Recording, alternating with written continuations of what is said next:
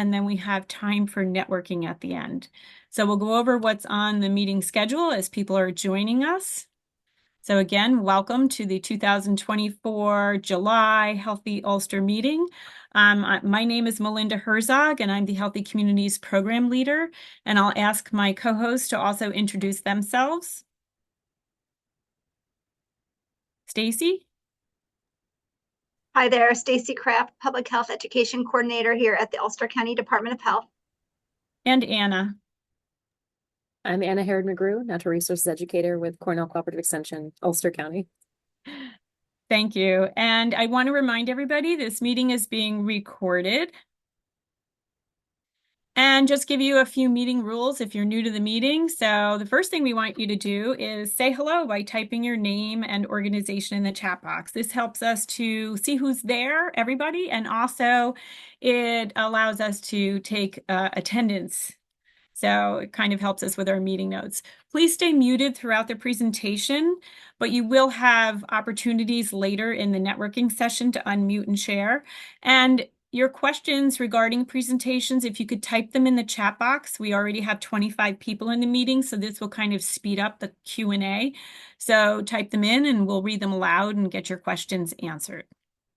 Today's agenda, just so you understand the structure of the meeting, we have a 20-minute presentation from 2:05 to 2:30, and then we move into our second presentation. We'll do a stretch break, and then we also have our networking session. So that's basically our meeting agenda. And I want to introduce our first presenter. Kristen Wilson, the Deputy Director of the Ulster County Planning Department, will be giving a presentation on planning initiatives that impact public health. So I'm going to stop sharing and let Kristen share her screen.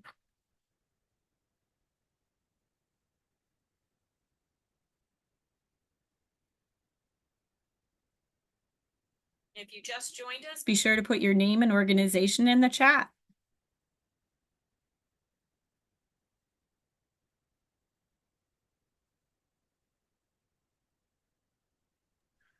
I was muted. Can everybody see my presentation? Yes. Excellent. Okay, great. Well, thank you everyone for joining today. I'm really excited to be presenting to this group because I am now in the planning office, but my career background is really in public health. And that I was part of the Healthy Communities program at Cornell Cooperative Extension of Ulster County and helped to get Live Well Kingston started, and I think helped to facilitate this council way back when it first started. So my heart is actually in public health and public health initiatives, and I think that's something that I bring to the planning department. So I'm excited to be presenting about this. The Ulster County Planning Department, we're located in the DMV building on Fair Street in Kingston. The director is Dennis Doyle. We have a staff of, I think it's 7 of us here. We have a couple of transportation planners, a housing planner, another senior planner that does various initiatives, and a principal planner that helps to staff the planning board. So we have kind of a small crew, but we're pretty mighty. We do a lot of things. So I'm going to share about all of those things if I can get going here. So the vision of the planning department is to create a sustainable and resilient future that embraces the social and economic diversity, where the needs of current and future generations are met without compromising the ecosystems upon which they depend. I just read that vision yesterday for the first time. I've been here for a year, and I was like, wow, that's pretty cool. We are thinking about the ecosystems that we depend upon, including both the human and the natural environment. And so we spend a lot of time working on policy and planning policies that relate to the built environment: transportation, housing, agriculture, open space, and more. So I'm just going to share a little bit about how planning activities impact health, and the field or the practice of planning really began with a desire to improve public health. It was born out of concerns about overcrowding and noxious industries being located in neighborhoods, in urban environments, and open sewers, and all sorts of things that were in urban environments early in the development of the United States. And so it was really born out of alleviating those challenges and those problems. And the purpose of planning is to provide guidance for land use, and the choices that we make for land use, with regards to where housing and transportation, and sewer and water systems. Basically planning provides the blueprint for where all of these things are located. And as I'm sure many of you know, the built and natural environments are determinants of health, and also shape health inequities. So in essence, I remember hearing, I don't remember where it was. I think it was maybe at a transportation conference a long, long time ago. And we were talking about transportation systems. And it's we sort of go through our day, we get from our house to our job or school or wherever we're going, and we just experience the world. And a lot of times we don't, it's like we're swimming in water. We don't even know that there's water around us that was shaped by somebody else. And so I like to think about that as planning kind of shapes the environment that you're moving through on a daily basis. And depending on the choices that were made, that environment could be healthier or not so healthy for you. And so it affects all aspects of our lives. So I'm going to move on to just this. I'm not going to read everything here, and I do hope to share these slides. I do need to have them reviewed by Dennis before I share them publicly. But these are the functions of our planning department. These are our focus areas, I would say, for right now. So we have a land use review function that's actually mandated. It's a mandated government function of the planning department, where we review development projects through our planning board and our planning board staff, to see that they comply with zoning and planning laws, and also that they comply with the vision for the county. And our vision for the county is really a smart growth vision. So concentrating human settlement in towns and villages and cities, and having open space and agriculture and natural environments. We really would love to not see so much sprawl in Ulster County. And so the planning board is really important. And of course, all the planning boards of all the towns are really important at implementing that vision. We also have a transportation arm. It's part of the planning department, but it's sort of its own entity, the Ulster County Transportation Council. I'll get into that a little bit more. We have a planner who's focused on housing right now, and that's an important initiative for the county executive. We have a role in agriculture and food systems. We have a role in environment.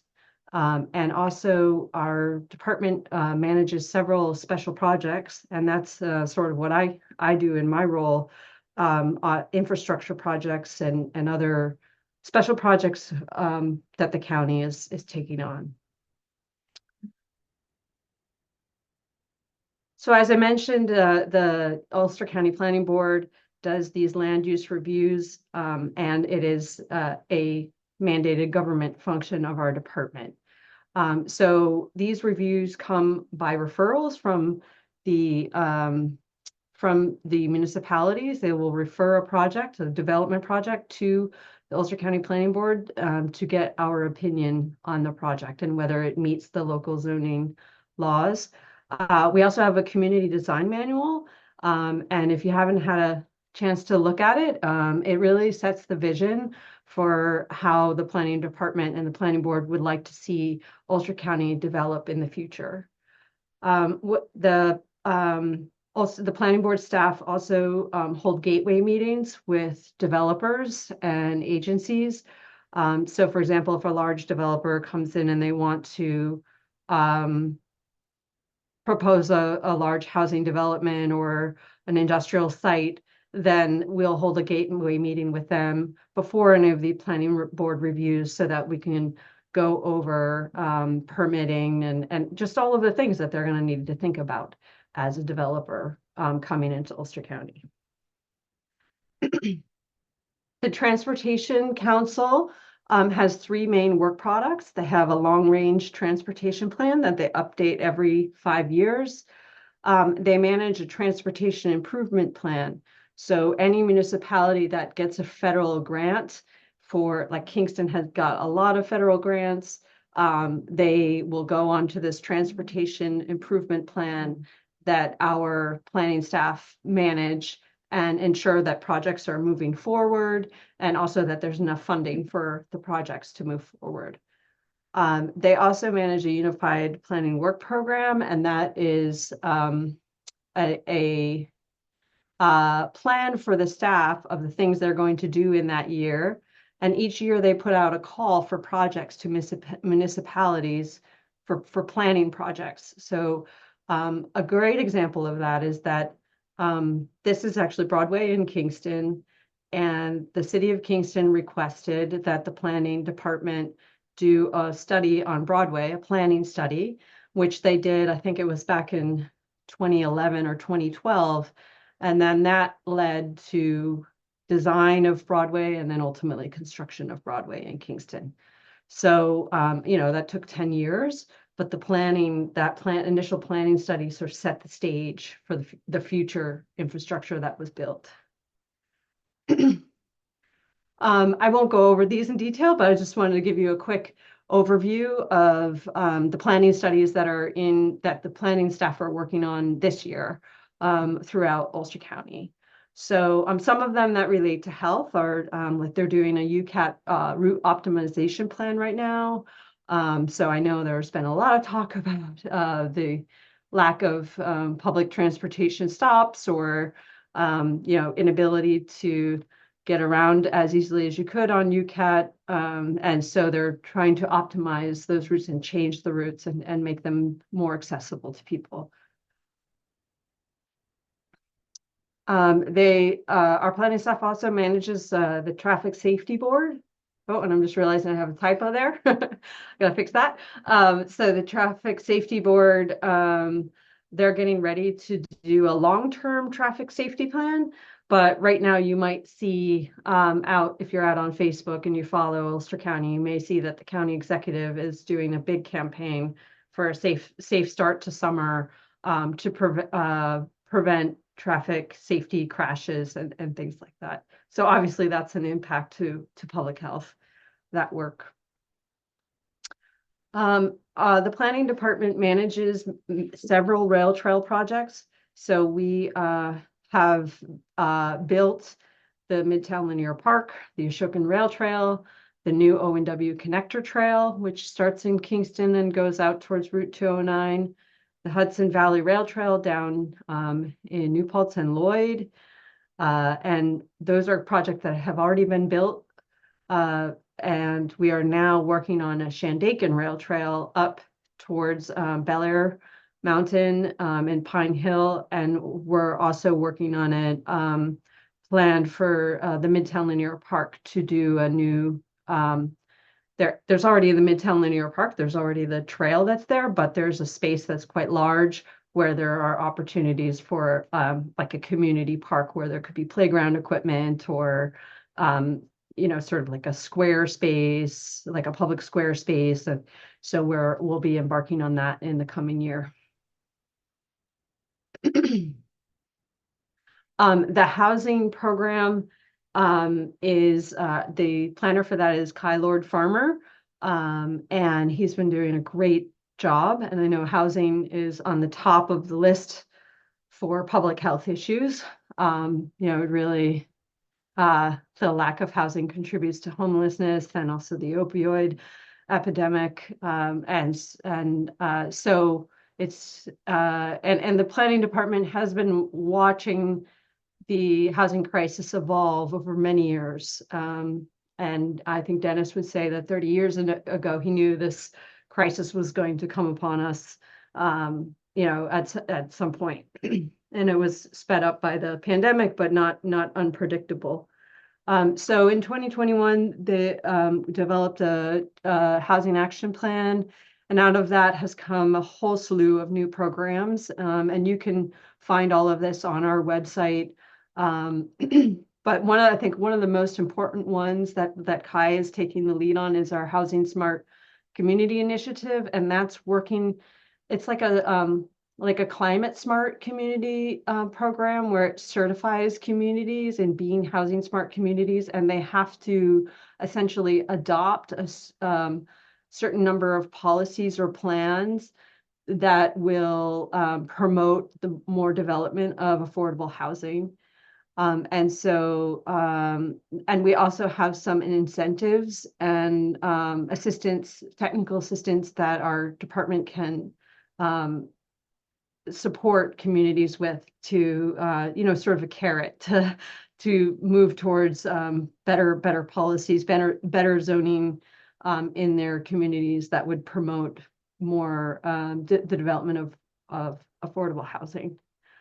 And then I think I'm probably not going to have time to go through all of these things, but another notable one is we do have right now a +1 accessory dwelling unit program, and we've received 2 rounds of funding in an amount of 6.7 million that will be distributed. We're working in partnership with RUPCO, and that will be distributed to homeowners who would like to build a accessory dwelling unit on their property for an affordable rental.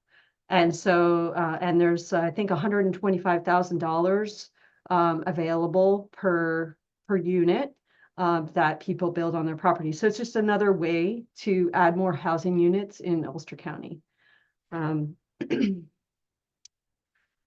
I will share, I hope to share these slides, and so that then you can see all of these, and you can find all of this on our website too. Another notable effort of the planning department is Golden Hill. If you're not familiar with that, it's a partnership with Penrose. It's a for-profit developer, and they are planning a new neighborhood at Golden Hill that will be comprised of 164 new housing units that will be 1, 2, and 3 bedroom apartments, intergenerational occupancy. There will be a community and fitness center, open space, playground, parking, access to the Empire State Trail. So, and it was a Ulster County property. So I think it's a great, I know that it's been quite a road. I'm sort of coming in at the end and I haven't been involved at all, but it's been quite a road for them to get this project underway. And it's really, to me, it's very exciting to be building 164 units of new housing in Ulster County. So that's just another example of a exciting housing project.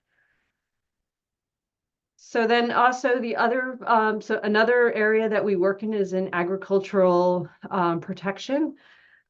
This is actually something that I'm involved in right now, both the agricultural protection plan, and then we also have a Ulster County Food Security and Access Network that's facilitated by Family of Woodstock. Bert Samuelson, he's our planner who focuses on ag. And each year we also have a program when farmers or property owners who are not farmers yet, but want to be farmers, would like to put their land into an agricultural district. And that essentially gives them some legal protections and some tax benefits. And the purpose of it is to protect agricultural land from being developed. And we are currently underway with a new ag plan. And I don't know what the policies and recommendations will be yet because we're in the throes of it. But essentially the goal of that is to support the agricultural community and keep more land in agriculture going forward. This food security and access network facilitated by Family of Woodstock is really looking at how can we make our food security system more resilient. It was funded through some American Rescue Plan funds after the pandemic. I think, after experiencing the pandemic and the food security issues that came up through that, there was a desire by the county and the legislature to strengthen those systems. And so we're doing that, and we'll be distributing $275,000 in funding to food pantries for projects that will strengthen the long-term resilience of the system. And then we also work in environment. We just finished the Lower Sopus Creek Management Plan. So many of you may know about the muddy waters on the Lower Sopus and the releases from the Ashokan Reservoir that caused some flooding and a lot of upset in Lower Sopus communities. And so we have been working on a stream management plan to come up with some solutions for how we can address some of the issues and the water quality on the Lower Sopus. And then another program that relates to the environment is brownfields redevelopment. So this is actually one of the projects that I'm managing right now. And I'm also noticing that the words here are from the food security plan, but I have to update it with the brownfield words. But so this brownfields redevelopment program is there's several properties, over 20 properties throughout Ulster County that are severely contaminated and eligible for foreclosure, but they get sort of stuck in this loop of like the county doesn't want to foreclose on them because they're contaminated and they don't know what's on it and they don't know what we would be liable for. So we're doing environmental testing on those properties to find out what is the contamination. And then if it's not too bad, we can foreclose on their property. But if it's really bad, then we're working with New York State DEC and the EPA to figure out how can we clean it up in the future. So obviously that would impact health, removing and cleaning up environmental contaminants from our community. And then finally, we have several infrastructure projects that we work on. I have a couple of blanks here because there's all sorts of things that Dennis does, and I'm still trying to find out what he does. But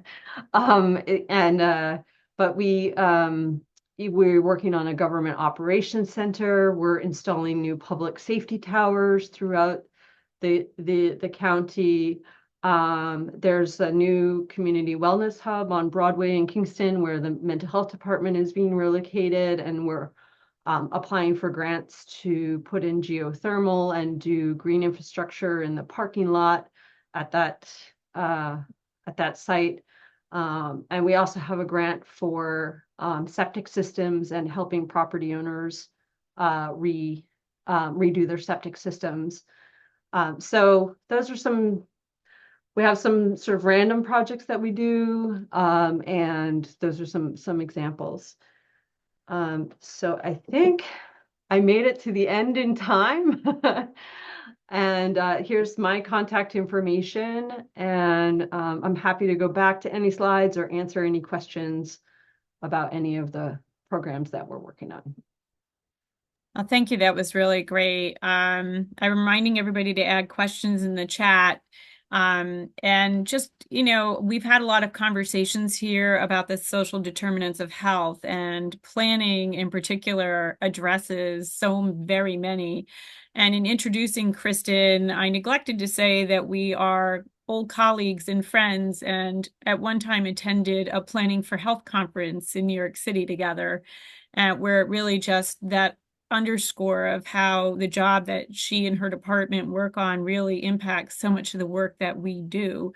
And, just trying to really underscore that importance. And yeah, Kristen, I'm so glad you mentioned also, your history with the Healthy Ulster Council. She was there at the beginning working with the health department to launch the Healthy Ulster Council and really Healthy Kingston for Kids through an RWJF grant. And that gave birth to Live Well Kingston. So Kristen has a great background in health, and it's just a pleasure to have her here today. I'm just looking to see if anybody has some questions in the chat. So far, I don't see any, but I always have questions. Going back to housing, I know this is sort of a hot button issue, but in terms of, trying to work with suggestions and kind of zoning issues. Oh, well, we have one here before. I'll get mine out there. I just wanted to know how Airbnbs fit into the kind of the lack of housing or the increase in the cost of housing in Ulster County. Yeah, so we actually did for a while. We have actually, this is one of the things that we do. I was just talking about this with Kai yesterday. And we have an Airbnb tracker. It's like a software that can track Airbnbs in communities. And so one of the policies that the Housing Smart Community Initiative recommends is to set up some sort of limitations on Airbnbs in communities, because they really do take housing units away from especially long-term rentals. And so, communities may pass a law, or they may decide to limit the Airbnbs in their community, but then they have to implement it. They have to find out like who's, and they have to enforce it. And that part can be really hard. And to know who's renting what Airbnbs, and do they have permissions or permits or not to do that. So one of the things that we offer to communities that become part of the Housing Smart Community Initiative is to they get access to this platform that would help them track Airbnbs in their communities. So, yeah, it's this seriously challenging issue. Oh, that's good to know. We do have a question from Suzanne Callahan. What's the current status of Golden Hill? My understanding is that it's going to construction soon. I know recently there was some sort of legislative action that took place, and Dennis was very excited about it. I don't track on that project so well myself, but it's moving forward, and I think it's going to construction maybe this fall. And another question from Suzanne is, does the county work with Pattern for Progress? We do and we don't. I am working with Pattern for Progress on a brownfields. They're doing a brownfields opportunity area program in the city of Kingston right now. They're like the chosen planners for this city of Kingston project, and I'm on the project advisory committee. And we certainly follow them pretty regularly because they're keeping track of trends in the Hudson Valley on housing and workforce and childcare and all of those sorts of things. But we don't have any specific projects with them right now that I'm aware of. And Vin Martello has asked, many of the housing grants and housing support programs are income qualified. However, in the Marbletown Housing Committee, they identified a concept called a missing middle. This is where families make too little to qualify, but not enough to be able to afford the market rate housing. And this isn't being addressed. So how is that being addressed? I really think is the question. I think that it's very challenging. I also worked at Repco for a couple of years, so I know exactly what you're talking about.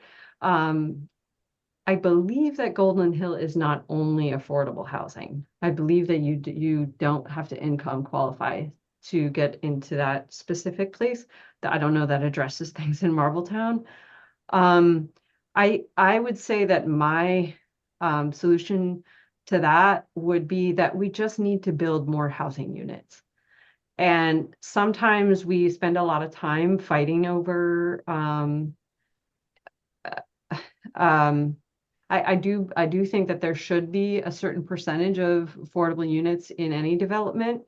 But if I go back to the very politically difficult project, the Kingstonian, I think there's some resistance to building nicer or more expensive apartments. But I think if you look at the bottom line, we just need to build as many housing units as possible. In appropriate places, of course, not out in farmland, or in open space. But I think that in general, we need to just be more open and supportive of housing developers in our communities to be able to provide units at all different income levels. And then there's one last question from Suzanne Callahan. It's just confirming that the planning department works occurs throughout the county, not just Kingston. Yeah, so I'm with the Ulster County Planning Department, and there are planning boards and the city of Kingston has its own planning department, and there are planning boards in each town or municipality of Ulster County. I'm not exactly sure that they are all staffed. I think New Paltz has a planner. I'm not sure about every single municipality, but they all have planning boards. Yeah, and I lied. I have one very, very last question. It's my own. The +1 program, has that been popular with the house and people having an extra house in their property? Just to recap, so everyone understands what that was. It's relatively newish, but I do understand that it has been popular. The other thing that was popular, the city of Kingston and the county collaborated to do like a design competition for architects to design an ADU. And I think they got quite a few submissions, and then the winning submission, I think, got $25,000 for a prize for their architecture efforts. But then also that plan is available for free. Oh, So if somebody wants to build that AU with that style, the one that won the competition, then it's like it's sort of easy for approvals. If they go to the building department and they want to build that one, they can just fairly easily do that. that's good to know. Well, I thank you so very much for sharing all of this information with us from the Ulster County Planning Department. There's always so much happening there, and it's really good to be able to share it with everybody that came to the meeting, and so that we can, also just know that it's all happening in the background, addressing so many social determinants of health. So thank you, Kristen, and it's really great to have you back in a Healthy Ulster meeting. All right, thanks. Thanks for having me back.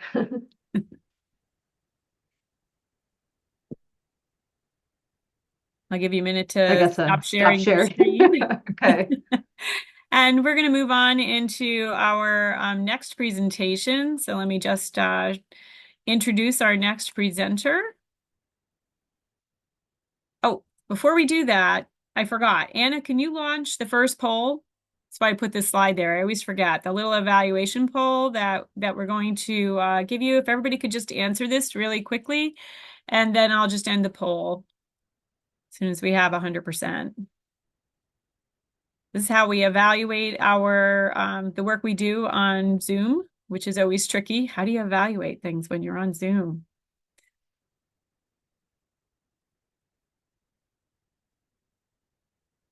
Okay, I think we're good. We have almost everybody. I'm just going to end the poll and we'll go into our second presentation. That's my reminder slide. Make sure you evaluate the poll. Thank you so much for your participation in that. So our next presenter is Samantha Riley. She is the Executive Director of the Rural Health Network at Ellenville Regional Hospital, and she will be presenting on Ellenville Regional Hospital's Rural Health Network 2024 program review. So welcome, Samantha. Give you a chance to bring your slides up. Ellenville Regional Hospital is working on so many things through that Rural Health Network. All right. Thank you for the introduction, Melinda, and thank you for inviting me to come and present today. This is actually my first meeting with you all. For anyone who doesn't know me, I know Melinda just introduced me, but I am relatively new. I started at the Ellenville Regional Hospital back in September, so new-ish. We're approaching on my 1-year anniversary, believe it or not. But for anyone who worked with Brandon Bogart previously, I took over for him back in the fall. So if we have not connected for some reason and you used to work with Brandon, please reach out and give me a call so we can connect. But with me being new and we've had some grants end and some new grants start, we thought it would be a good time to, go over what we have going on at the Rural Health Network. So we'll start with a little overview. I need to move, bear with me one sec here. The thumbnails of everyone's pictures are in my way. Here we go. So the Ellenville Regional Rural Health Network is a collaborative team of local community stakeholders. It is not just Ellenville Regional Hospital. We do lead the coalition, but it was founded in 2017, and it also involves our partners, which are the Institute for Family Health, Cornell Cooperative Extension of Ulster County, Catholic Charities of Orange, Sullivan, and Ulster, and the Ulster County Departments of both Health and Mental Health. And we have a monthly meeting where we get together and they make sure that the network is, staying on track and doing what the community needs. The Rural Health Network delivers programs to the community based on this foundation and principle of 4 pillars. And those 4 pillars are listed here in front of you. The programs that we try to provide tend to be based on these 4 pillars. So that is nutrition services, services around physical wellness, health risk reduction, and offering social supports for social determinants of health. And we're going to break those down now for you a little bit. So that first pillar for nutrition, we actually have 2 certified nutritionists now, which is in addition from about a month ago. We have a new hire, and they provide one-on-one nutrition coaching. And they're certified nutritionists, like I just mentioned, and they're using evidence-based nutrition practices that focus on chronic disease management and prevention for things like hypertension, obesity, diabetes, and high cholesterol, just to name a few. Participants that work with the nutritionists receive a goodie bag of wellness tools to aid them in their journey. It's a fantastic bag. It has a digital scale in it. It's got portion containers to help with portion control. There's a My Plate guide, measuring cups, a cutting board, and some other kind of cooking tools to help people kind of eat more healthy and giving them the tools to do that. Outside of our one-on-one support, we also do the occasional community educational workshop and cooking demonstrations when we're asked to. And every Friday, whether you work with a nutritionist or not, on our website and on our Facebook page, there are weekly meal planners and shopping guides through the ShopRite in Ellenville based off their circular. So we look at what's on sale. We'll make meals out of whatever's on sale and a shopping guide. And it's a great, how-to to support folks into making some healthier choices, and or if you know how to make healthy choices, a cooking guide to help you cook those healthy choices, because not all those things go hand in hand there. We also have a program called the Pharmacy. That's farm, like fruits and vegetables, not pharmacy like medications. So that's a twice-a-month distribution that we do right out of the hospital.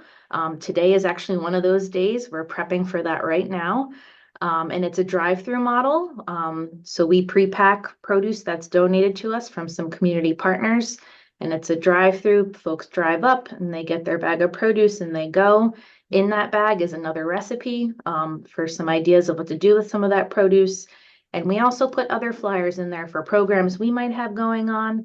If any of you guys have programs going on in the Allenville area and you want to put those in those bags, we'd be happy to do that as well.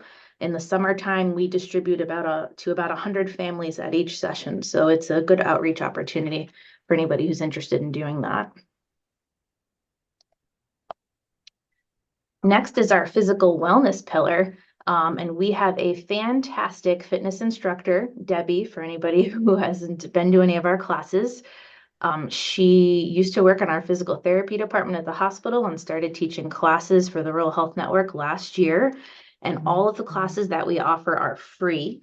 And we have a wide range of different classes. We're doing things like yoga, Tai Chi, strength training, walking groups. We also are working with Office for the Aging, doing classes with seniors.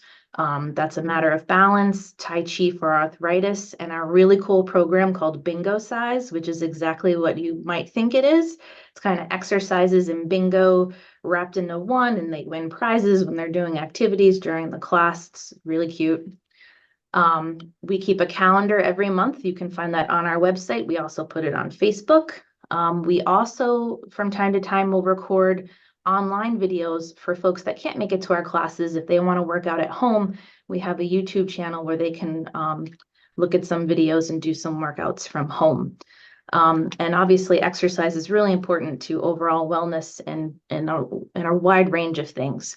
So we were happy to be able to start doing this. This is an example of the calendar for July, just to give you guys an idea of what that looks like. There's anywhere from 3 to 4 classes going on in a given day. Right now, the classes are mostly centered around Allenville. We're in Kerhonkson, Stone Ridge, Walker Valley, and Pine Bush. And these classes do change from time to time as we try to kind of move it around a little bit. And to the right here, I wanted to highlight, this is a new program that our fitness instructor just got certified in. It is a yoga slash 12-step recovery yoga class that we're doing at the Allenville Methodist Church on Tuesdays at 1:30. It's basically a yoga class followed by kind of an open sharing session where folks that are going through any type of addiction can come and, get some support and kind of just get some things off their chest in a kind of very calm Zen environment. It was a great hit when we first started it. On the first session, I think we had about 5 people that came. This class occurs directly after, I think it's the noon AA meeting. So a lot of those folks will stay to kind of decompress from their meeting, which we thought was a great fit. The next category actually encompasses a lot of things. So that's risk reduction. So we're gonna touch on a bunch of things here. So first thing is we have a lot of programming and grants right now that are working on substance use support programming. Project Rescue's been around for a while. For those of you that haven't heard of that, that is a program in our emergency department that links folks seeking medication-assisted treatment with Suboxone for their first time. And then we have a community health worker that will help link them to an ongoing outpatient treatment facility. We also provide support and harm reduction supplies for folks that maybe are not quite ready for treatment yet. Our community health workers will meet, the patients where they are and help guide them, where they want to go. Those harm reduction supplies that we have include fentanyl and xylazine test strips. And we have all different types of harm reduction kits that offer alternatives to injecting drugs as a harm reduction measure. And this is not new. We've been hosting a website, but just recently it got its own URL. So we have a website where we pack all these resources and a way to request harm reduction supplies, which is now available at www.sudhelpulster.org. And there are lots of great resources on that website. So if you've never checked that out, I certainly would encourage you all to check that out. We also offer Narcan training and distribution. We can come, Narcan train your coworkers, your family members. That website I just mentioned actually has a video that you can view online. You could take the training at home in the comfort of your own living room, and then we can mail you your Narcan kit after the class. There's a little form you would fill out. We want to train as many people as we can in Narcan as humanly possible. So if anybody listening right now has not been Narcan trained, you should certainly reach out to us so we can help you do that. Some other prevention measures that we're doing are doing sharps and medication collection and disposal. We don't want to leave our homes at risk with used sharps or unused medications that might get into the hands of people that they shouldn't be getting into the hands of. So we have medication deconstruction kits. We have sharps containers that folks can bring home with them. We also collect sharps containers and unused medication at our sites and some partner sites throughout the community.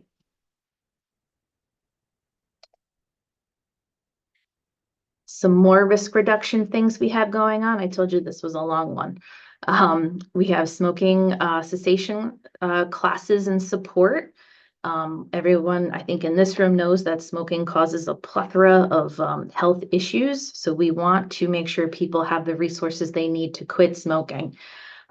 We are currently using the Freedom from Smoking program. We've offered about 3 or 4 classes so far this year. Unfortunately, we haven't had enough participants to hold a class.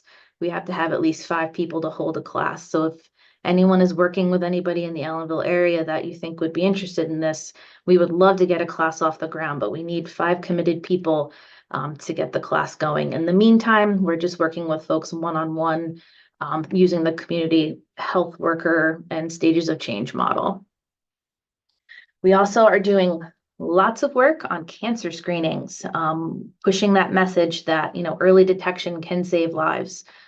We have a community health worker that outreaches to the patients that come to Ellenville Regional Hospital that are newly eligible for cancer screenings based on their age and gender.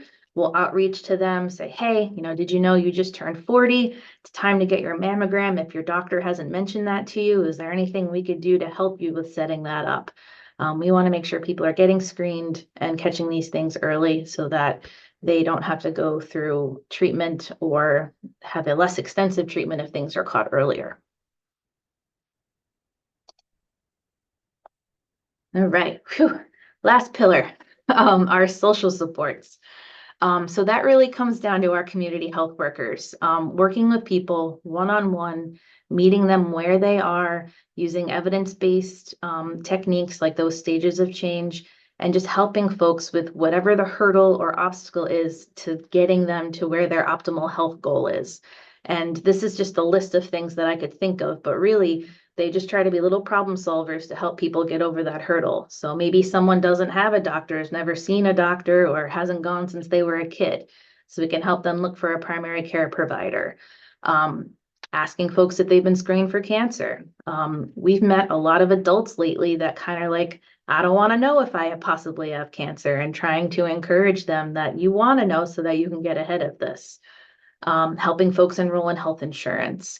Helping those that identify as, food insecure, housing insecure, linking them to resources and giving them referrals to getting the assistance that they need.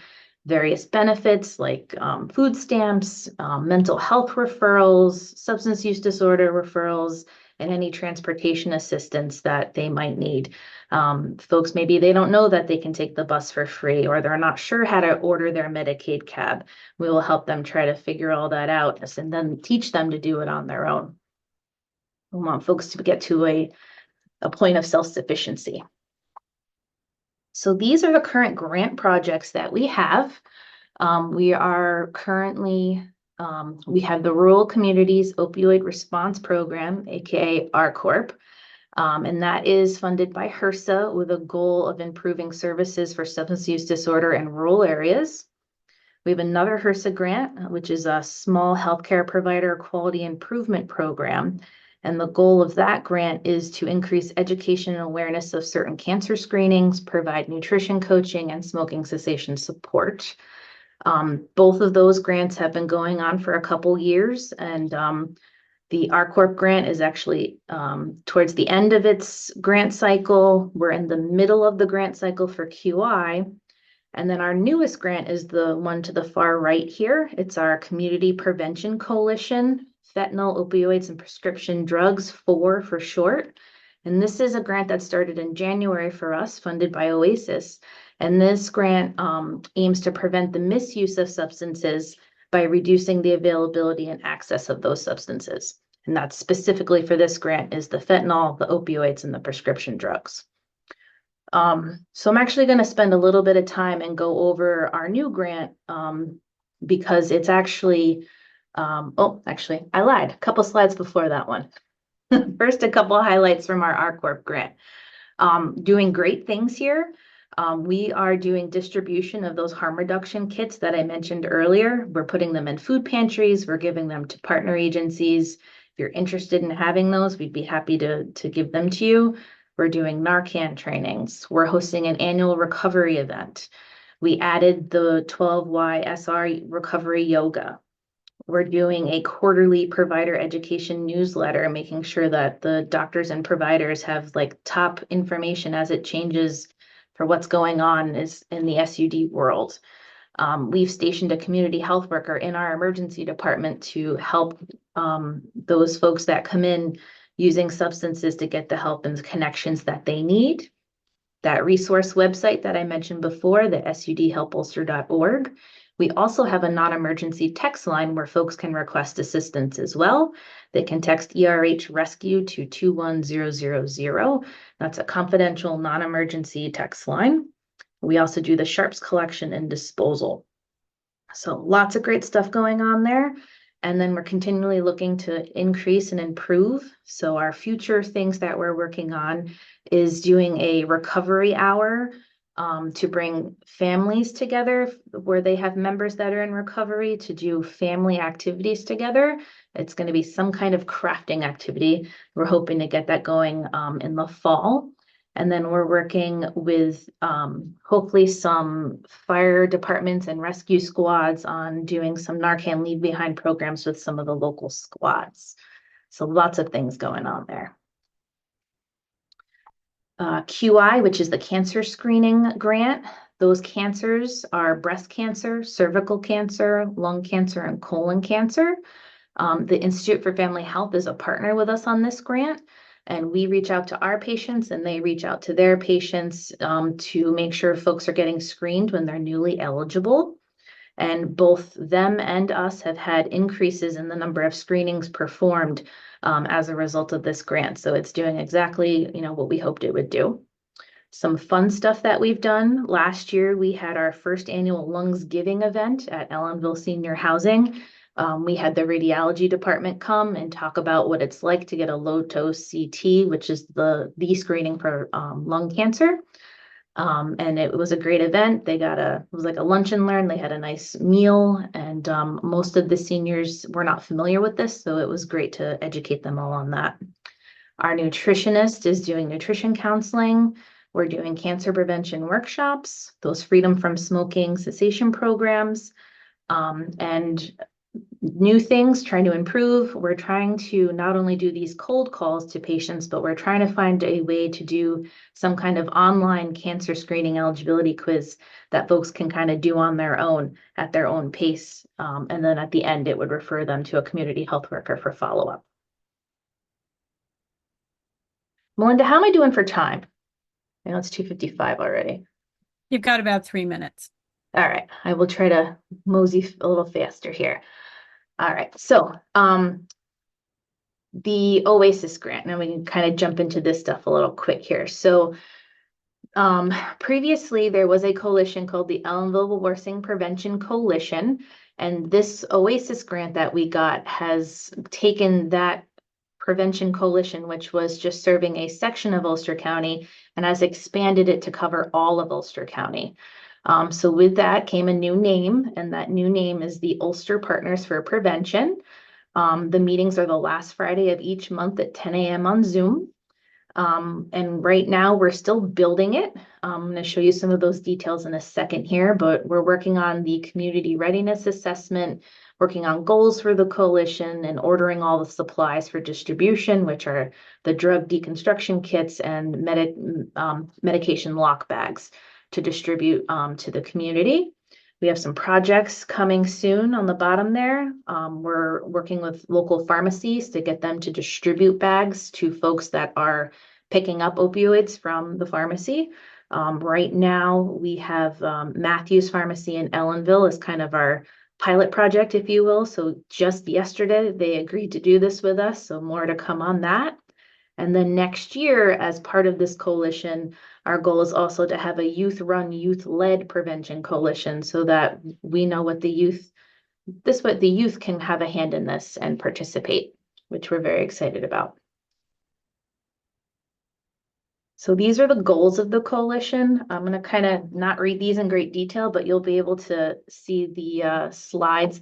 They were shared with Melinda, so you'll see them at some point here.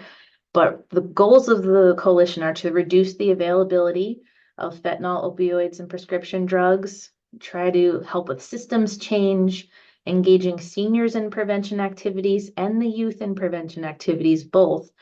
And then also making sure we're supporting our partner projects, our partners projects that are already going on, like the Ulster County Department of Mental Health has the Opioid Strategic Action Team. They're doing some prevention work. Ulster Partners for Prevention works in the schools, so we want to support any projects they're doing and not duplicate any efforts. So these are the rough goals that we're trying to work towards. This is still kind of a draft, if you will. The coalition is quite new still. This is the tentative structure. So we have a steering committee. The coalition coordinator is James Santino, and he will oversee the whole Ulster Partners for Prevention Coalition. And then we have split the county up into 5 regions, and each region will have a work group that will work on kind of things in those specific communities. So we'll have specific community goals probably, and then bigger, larger community goals. We are still looking for some work group chairs if anybody's interested. So we're looking for Southern Ulster, which basically is like New Paltz down to like Plattekill, and then Western Ulster, which is kind of like Shandaken, above the reservoir going that way. So we are searching for more members if anybody's interested. Best way to stay in touch and to know what's going on with the Rural Health Network is to sign up for our newsletter. If you go to the hospital website at erhny.org and scroll all the way down to the bottom, you can sign up to get on our newsletter listing, and you can like and follow us on Facebook. All right, I know that was crazy at the end there. Virtual fist pump to you all. Thank you for your attention. And if this PowerPoint looks familiar, it does. Kristen and I, Great Minds Think Alike, used the same format for anybody who didn't notice, just different colors. Well, thank you so much, Samantha. It's always a pleasure to meet with you and to have you here. And it's of great interest that some of the work that Ellenville Regional Hospital is doing within the Ellenville Regional is actually beginning to, it's so exemplary that it's moving out into the county, especially with the coalitions. So we look forward to seeing how that progresses. One question I had kind of right off the bat, you talked about, I believe it was the Narcan training. I just wanted to clarify for everybody here. Is that something you will only do in the Ellenville region, or will you work with agencies and organizations around the county on that? We'll work with anybody around the county on that. Okay, so that's good to know. And I'm just looking, does anyone else have questions for Samantha regarding the work that Ellenville Regional Hospital Rural Health Network is doing? Oh, I had a quick question about the nutrition program. Is that free counseling? Yes. Yep. And that's for also everybody in Ulster County, not just Ellenville region? So the nutrition counseling is based out of Ellenville. I mean, we wouldn't turn someone away that called us from somewhere else, but the nutritionist does meet with folks in Ellenville, but she certainly could do a virtual session with someone that might be a little further away. No, and it was really interesting to hear too that you have some of your programs moving as far as north as Stone Ridge, that area. So, just really great to know that all of that is available. I thought the calendar of activities was so robust. So, just great partners in the southern area of our county, doing such great work. Any other questions? Okay, Anna, could you launch the second poll? Just a quick evaluation so that we can evaluate things at our meetings. Thank you so much, Samantha. That was a really great presentation. Thank you for having me. And a quick shout out, Ashima Butler is here, who's our Vice President COO from the hospital supporting me. Thanks, Ashima. Also delighted to have Ashima here. We see her pretty regularly. Okay, so the poll is over. At this point in the meeting, we generally have a few moments of stretching activities. I think we would like to launch just a short little video, which we've done before. And it takes just 2 or 3 minutes in your chair, and it's really great. And I know that, we very much at the Healthy Ulster Council want to encourage healthy eating, healthy snacking, and of course, movement. So we've always modeled this at our meetings. And although we're online now, we try to remind people to have a glass of water with you at most of your meetings, but also to just remember that, moving and stretching when we're sitting at our laptops and our computers, our desktops is really, really important. And so Anna, go ahead and launch that.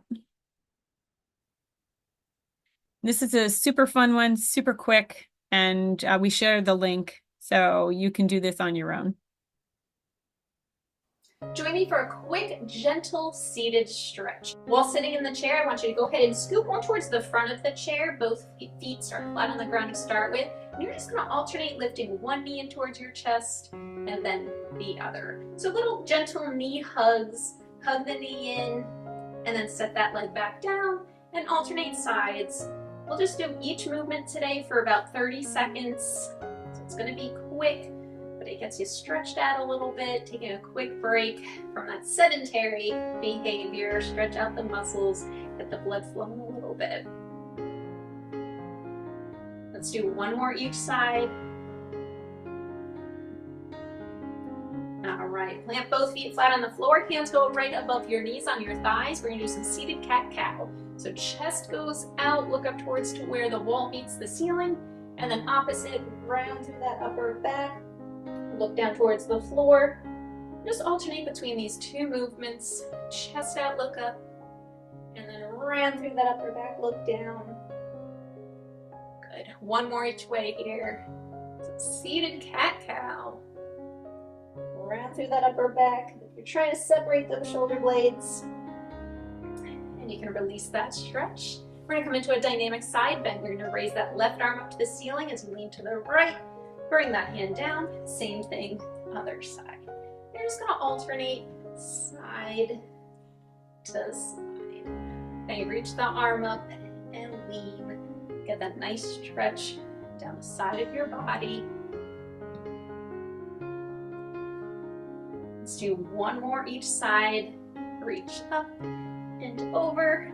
And last one here. Up and over. Perfect. I want you to grab the bottom of the chair with your right hand. And from here, you're going to drop that left ear down towards the left shoulder. And this is just a static stretch. We'll just hold here for about 30 seconds. All right, so right hand is gripping the bottom of the chair. Another option is to sit on that right hand. You can always take that option if you would like. And that left ear is down towards that left shoulder. Shoulders are down and relaxed. Feel free to close your eyes if it helps you relax into the stretch.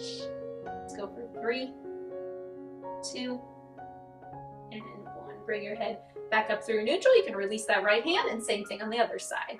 Grab the seat of the chair with the left hand, and then right ear drops towards that right shoulder. And take notice if you're shrugging those shoulders up. Relax them down, and hold here, 30 seconds on this side. Nice stretch down the side of your neck, hopefully releasing some of that tension you might be holding in that area. Maybe 5, 4, 3, 2, and 1. Bring your head back up through center. And let's wrap up this quick stretch break with a big inhale and exhale. Inhale those arms up. Exhale them down. And there you go. You moved, you stretched, you took a stand for your health.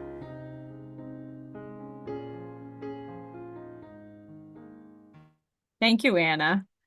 I'm always, whenever we have those group stretches, I seem to be always facing it's like the wrong left. No, your other left. I look at everybody